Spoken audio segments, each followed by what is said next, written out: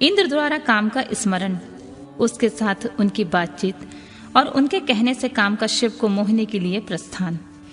ब्रह्मा जी कहते हैं, नारद, देवताओं के चले जाने पर दुरात्मा तारक दैत्य से पीड़ित हुए इंद्र ने कामदेव का स्मरण किया। कामदेव तत्काल वहां आ पहुंचा। तब इंद्र ने मित्रता का धर्म बतलाते हुए काम से कहा, मित्र, कालवशात मुझ पर असाध्य दुख आ पड़ा है, उसे तुम्हारे बिना कोई भी दूर नहीं कर सकता है। दाता की परीक्षा, दुर्भिक्ष में सूरवीर की परीक्षा, रणभूमि में मित्र की परीक्षा, आपत्ति काल में तथा स्त्रियों के कुल की परीक्षा पति के असमर्थ हो जाने पर होती है। तात संकट पड़ने पर विनय की परीक्षा होती है और परोक्ष में सत्य और उत्तम स्नेह की अन्यथा नहीं। यह मैंने सच्ची बात कही है। मित्रवर, इस समय मुझ पर जो विपत्ति आई है उसका निवारण दूसरे किसी से नहीं हो सकता। अतः आज तुम्हारी परीक्षा हो जाएगी। यह कार्य केवल मेरा ही है और मुझे ही सुख देने वाला है, ऐसी बात नहीं, अपितु यह समस्त देवता आदि का कार्य है, इसमें संशय नहीं है। इंद्र की यह बात सुनकर कामदेव मुस्कुराया और प्रेम पूर्ण गंभीर वाणी में बोला। काम ने कहा, देवराज, आप ऐसी बात क्यों कहते हैं? मैं आपको उत्तर नहीं दे रहा हूँ, आवश्यक निवेदन मात्र कर रहा हूँ। लोक में कौन उपकारी मित्र है और कौन बनावटी, यह स्वयं देखने की वस्तु है, कहने की नहीं। जो संकट के समय बहुत बातें करता है वह काम क्या करेगा? तथापि महाराज, प्रभु, मैं कुछ कहता हूँ, उसे सुनिए।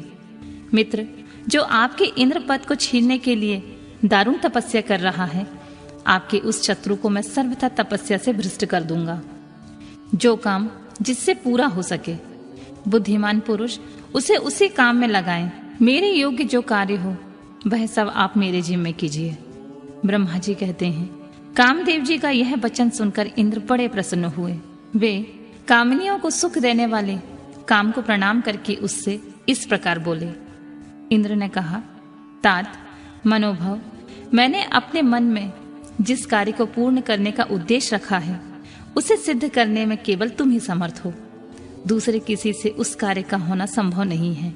मित्रवर, मनोभव काम जिसके लिए आज तुम्हारे सहयोग की अपेक्षा हुई है उसे ठीक ठाक बता रहा हूँ, सुनो। तारक नाम से प्रसिद्ध जो महान दैत्य हैं, वह ब्रह्मा जी का अद्भुत वर पाकर अजेय हो गया है और सभी को दुख दे रहा है। वह सारे संसार को पीड़ा दे रहा है। उसके द्वारा बारंबार धर्म का नाश हुआ है।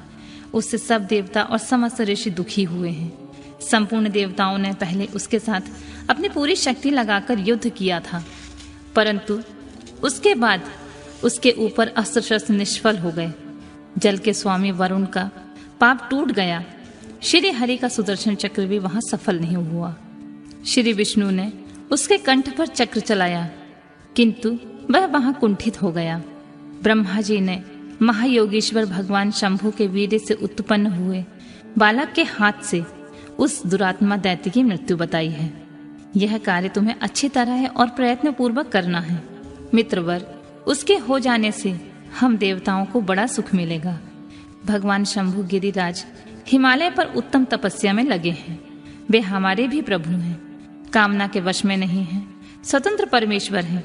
मैंने सुना है कि गिरिराज नंदिनी पार्वती पिता की आज्ञा पाकर अपनी 2 सखियों के साथ उनके समीप रहकर उनकी सेवा में लगी रहती हैं।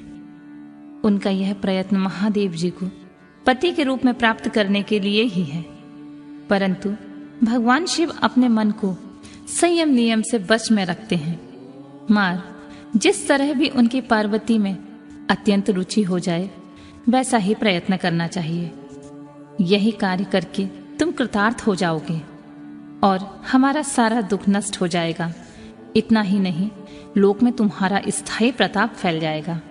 ब्रह्मा जी कहते हैं, नारद, इंद्र के ऐसा कहने पर कामदेव का मुखारबिंद प्रसन्नता से खिल उठा।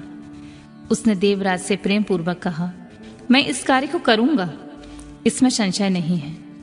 ऐसा कहकर शिव की माया से मोहित हुए काम ने उस कार्य के लिए स्वीकृति दे दी और शीघ्र ही उसका भार ले लिया। वह अपनी पत्नी रति और बसंत को लेकर बड़ी प्रसन्नता के साथ उस स्थान पर गया जहां साक्षात योगेश्वर शिव उत्तम तपस्या कर रहे थे।